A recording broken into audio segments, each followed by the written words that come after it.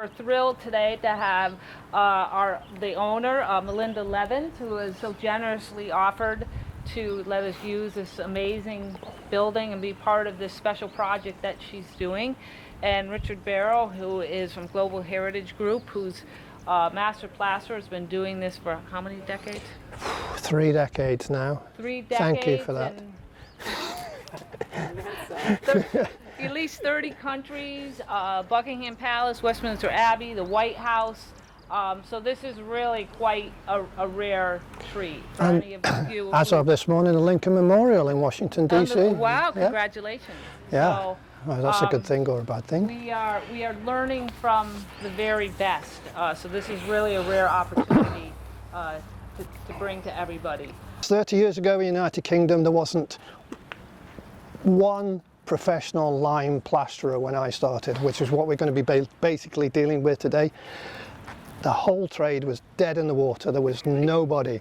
There was some old tradesmen that used to do it when they were apprentices in 1820, 1880, you know, that were just about hanging on, 110 years old, that could remember doing it when they were kids.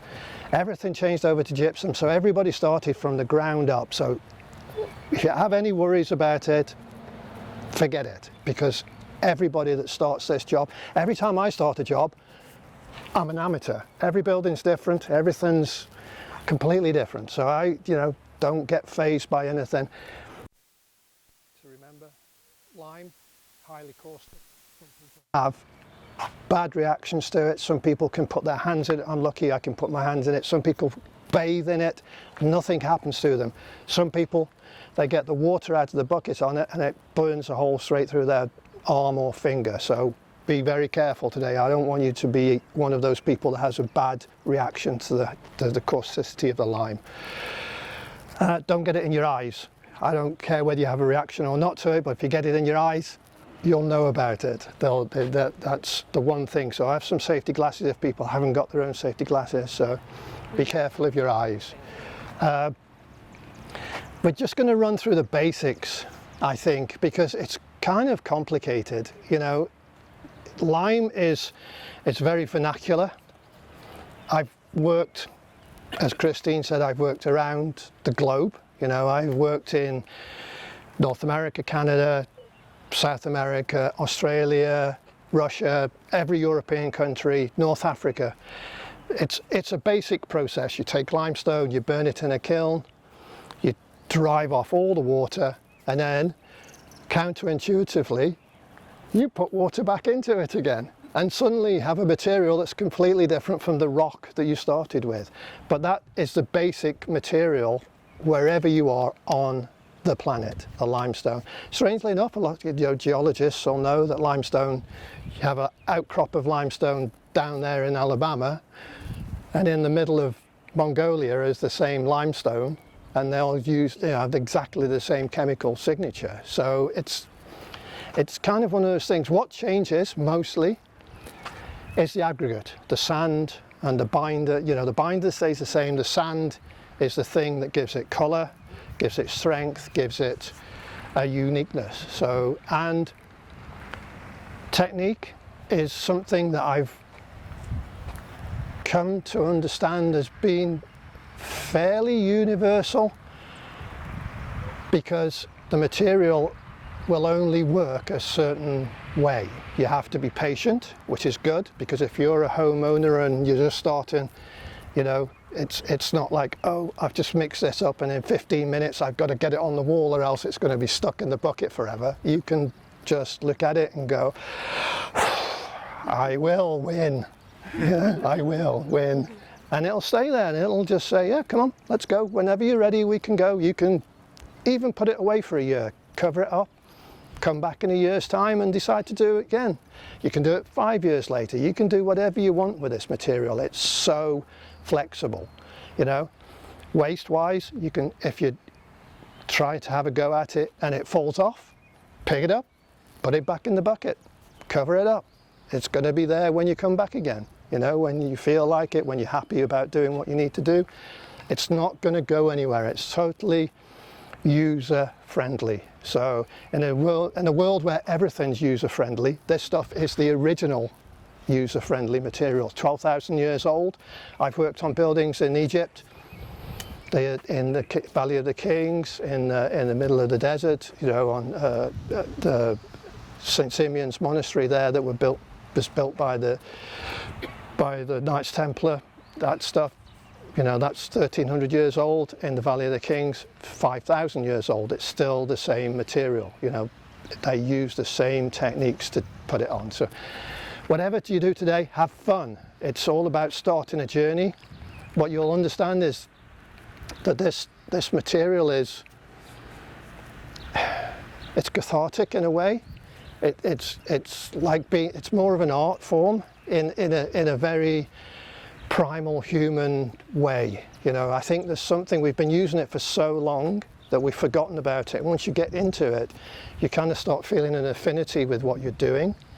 It's a strange process, and I'll let you guys discover it. Some people hate it. By the end of it, you know, they'll be like, especially when you're trying to do a ceiling, believe me, a ceiling is, you know, I do not want to wear any more lime on my head. It's not going to happen. You know, I'm just going to get somebody to come and do it.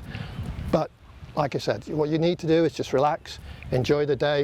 I'm sure Christine will, you know, back me up on that one. We're here to have a little bit of fun, and by having the fun and the banter and pinging, please ping as many questions to me as you want, because I've seen everything, believe me, I've seen it all. By doing it that way, I firmly believe that even though you may think that you didn't pick up so much, by the time you get back home and think about it, you'll be like, oh yeah, that actually makes sense now. Now I'm looking at my house and my wall and my ceiling and my walls. I'm starting to understand now that this property, my house, my home, is something different than I probably first thought it was. So it'll open up your eyes a little bit, and hopefully give you a little bit of, especially if you're just starting and it's, I mean, I know Belinda, it's just, you look at what, where, how, you know, and it's going to be, you know, the process of historic restoration, as probably all of you know, feels like 2 steps backwards, 1 step forward, you know, and even with professionals that's the same. I can't tell you how many times I've been on a building site, big building sites, you know, Windsor Castle being one of them. 75% of the time, the Queen's going to have my head cut off. And then a month later, it was like, why was I panicking so much? Everything's finished and it looks great, you know. It's kind of one of those, that happens to everybody, whether you're starting off or whether you're right. I mean, I can tell you stories there of that project where we did one room 35 times, you know, to get it right, because nobody knew how to do it. We did all the research, we went to the library, we had the original build drawings, all the stuff that we needed, you know, from Henry Tudor's workshops and all, even the cost of materials and exactly what went in, and nobody knew how to do it. So we had to build it, try it, fail, try again, fail, work out why it failed, start again. Basically, a salt that's extracted, salt crystals that are extracted from the ground, ground down and turned into a reactive powder, which gives a chemical set, which means that you can do a lot more work a lot quickly and walk away from it and not worry about it, which is why it took on. So gypsum plaster is basically a salt. As soon as the moisture goes out of the body of the plaster, those salt crystals do nothing, they're inert. If you add moisture of any description, condensation, rising damp, rain, any kind of H2O, those salt crystals reactivate and destroy the fabric of the plaster. They basically expand. And that's why when you look at plaster and it's all crumbly and blown away, those actual crystals are just growing. With lime plaster, which is what we're dealing with today, the moisture that comes in from the ground generally carries salt from the earth with it. So rising damp will bring saline solution water into your building, even though it's very small amounts of saline, and lock it into the matrix of the plaster. What happens is, so there's the difference is lime plaster and gypsum plaster are two different materials completely. Lime plaster starts off wet and then carbonates, so it expels enough water to make itself stable, but always should have some sort of level of moisture in it, because if it goes too dry it becomes desiccated. So even though it feels completely dry, there's always a level of moisture in lime plaster. Gypsum plaster is completely dry. There's no moisture in it whatsoever, or shouldn't be, to keep it stable. The problem with salts in lime plaster is at certain levels it doesn't breathe one way or the other. So either somebody's put a non-permeable paint on the surface of the plaster, which means it seals it up like a modern paint, like a vinyl paint or something like that.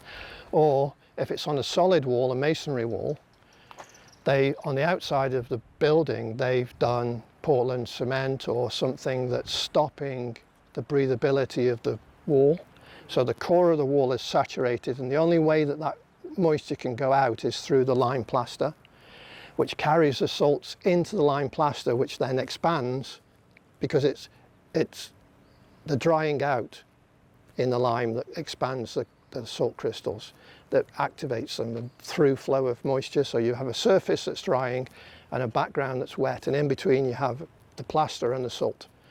So the salt crystals are doing this all the time, which is why it destroys the plaster. So it's a very long, complicated process, unfortunately, but that's what happened. I had the chance in my early career to become a gypsum plasterer. I lived in a house that was 1100 years, I grew up in a house that was 1100 years old. So my parents lived in a house, I was obviously there, and my grandparents owned all the property that we have at a farm, a big estate. And my grandfather firmly believed in using traditional materials and methods to fix any part of the building. I mean, he was a strange person. I'm sure he wouldn't have had electricity in the place if he could help it. You know, he'd still be wanting to live with gas lamps or oil lamps, or, you know. But so from a very young age, I understood historic preservation before it was historic preservation, because for me it was just somebody coming to fix the house. You know, oh, it was a part timber frame top masonry house, so it was an oak frame. So if the oak, after 60 years, was starting to rot out, we'd have an oak framer come along, and he'd just scarf in a new sole plate and some standards, and he'd peg it in with the old pegs, and I'd be like, oh, that's kind of neat, but boring. And then I grew up and went out in the world, and everybody was like, look what these people did, how amazing it is. And it took me 6 years to find this guy that could do it, blah, blah. So for me, it took me a long time to understand the difference between gypsum and lime. Gypsum is a very modern material in terms of timeline. 1925, 1920, before it became mass produced. You know, 1907 probably in France was the first mass production plant of gypsum materials. So here, you know, it didn't come here for a very long time. Before that, everybody used lime. The whole building was built with lime, you know, not just for the inside finishing part, it was bedded, everything, the brick, mortar, everything. You know, the foundations, if there was a foundation, that can be put in lime. The Romans invented concrete, you know, but they didn't use concrete with OPC, or ordinary Portland cement. They used lime and fly ash, basically out of a volcano down the road called Vesuvius, you know, which they were like, well, that's pretty great free material. The thing keeps throwing it out every 2 weeks, you know, down there, dig it up.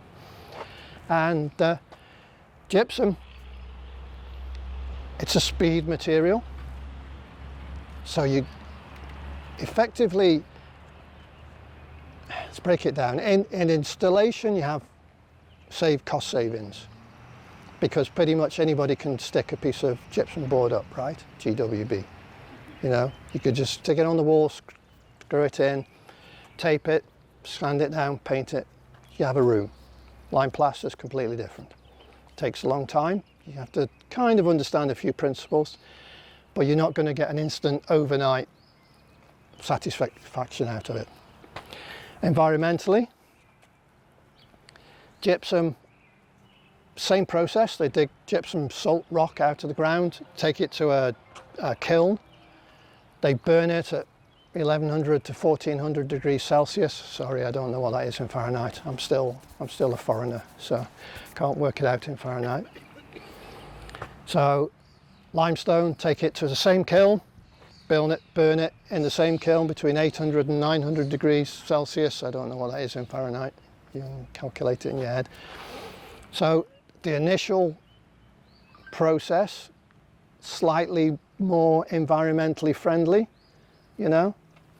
It's gypsum has a tendency to be dug up in very strange places now, because limestone is more common, but gypsum isn't. So there's also the kind of carbon impact and environmental impact. You've got to think about transporting the gypsum to the plants, because they don't build the plants in, you know, wherever the gypsum's dug up. So lime putty plaster is a completely different thing. As I say, you burn it in a kiln, then you add water to it, and then you rehydrate it, and it turns into a putty. So it's heavy, it's difficult, you know, you have to be careful with it, but you mix it with sand and you make plaster. So it's a wet trade from when you get the base material to when you finish doing the work, whereas plastering, traditional plastering, only becomes a wet trade when you start mixing the material. I firmly believe gypsum plaster, there is some research now. There's the Building Research Institute in the United Kingdom. I don't know if ANSI does stuff over here. There's various, Virginia Tech are doing some stuff at the moment. There's some worry. There was a case in California a few years ago that gypsum board was off-gassing various chemicals into the atmosphere that are not particularly good for the human body. So I worry that may be true, because I know that there was a court case in California, and it actually was proven that the gypsum board that they were using, which was imported from a country that we don't have good relations with, that was true. And we're just undertaking some research in the UK at the moment where lime plaster, lime putty plaster, because it breathes, it goes in and out, it actually cleans the atmosphere of carbon, because it'll as soon as you breathe out, you breathe out carbon. So the lime needs that carbon to continue to be in good health itself. So it's very good at that. But when it pushes the atmosphere back out again, once it's done that filtration system, it's actually filtered out a lot of environmentally unfriendly things. So as long as you don't kill it by putting something like a vinyl paint on it or a modern paint, you use the whole process. I personally believe that lime plaster is much better for you as an environment to live in as a human being than a gypsum board house, which is where I was going with it throughout the whole thing. But you know, we're going to be here all day and I talk a lot. So yes, there isn't any real research, but like I said, you know, it's been around for 12,000 years. I don't remember reading in any history books there was a mass extinction in humanity due to the fact that they all moved into some, you know, lime plastered house and they all just died. So I think history proves that it's, if anything, not really bad for you. And there's also been a lot of, in the last 40, 50, 60 years since gypsum became the majority of the material used, you know, people's breathing, kids have problems with breathing, adults have problems with breathing, people have issues with all sorts of environmental issues. So I think there is overall, there's a balance. A traditional material is much better for you. It's also caustic, so you can, you know, throw some water on plasterboard, goes mouldy, kills you. You know, throw some water on lime plaster, it dries out, get on with your day. Historic preservations, it's not just about one thing. The building itself that you're working on is symbiotic. It relies on all its parts to work properly, and all the parts of that we're included. You know, because we not only put it together, but then we live in that building after we finished it. So it's a symbiotic relationship. It's one of those things that's eye-opening for me. I've lived in old houses. I've lived in modern houses. Personally, I'm much happier living in an old house than I am in a modern house. I also hate waste, which is why I like the material, because you can pick it up and put it back in the bucket and use it again. But modern building practices and the way that we construct houses is fundamentally wrong to me, because everything, where I grew up, the house that I grew up in, everything in that house came from within 5 miles of where that house was built, you know. And the people, when they built it, they were people like you, you know. They were like, oh yeah, I can learn how to do that. Bit of time, bit of practice. They became carpenters, stonemasons, you know. And they didn't know it though. They were a community of people that would help one another, and they could just do stuff. And we, as a society at the moment, seem to be a society of people that can't really do anything for ourselves somehow, and I think it's problematic. I think it's wrong. You know, my kids, I get them out on the tools as much as possible. You know, they hate me, but one day they'll go to somebody's house and somebody will say, "Oh my God, look what happened," and my kids will say, "Oh, you just need to do this," you know, and that's it. And they'll go, "What? Who taught you that?" "Oh, some old fella. You know, some guy I used to live with. He was a bit freaky, weird." So it's all about a journey, you know. And I think because you're here, you're going on the right journey. You're on the right path, and you'll benefit from it, you know. And also in this modern age, preservation now is great.